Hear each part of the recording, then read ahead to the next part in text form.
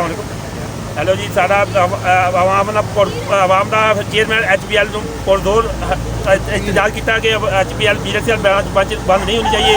आवाम बहुत सहूलत खत्म हो जाएगी, आवाम ज़्यादा तंग शोपुर जाके ज़्यादा तंग होगी। इस ब्रांच का कम से कम 5-7 मौजे मुंसलिक है।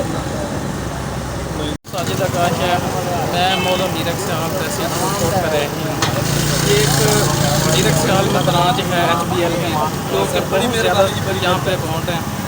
तो चेयरमैन HPL इसको बंद करना चाहते हैं, लिहाजा हमारी उनसे अपील है कि इसको बंद ना किया जाए, क्योंकि शोकोट बहुत यहाँ से दूर है।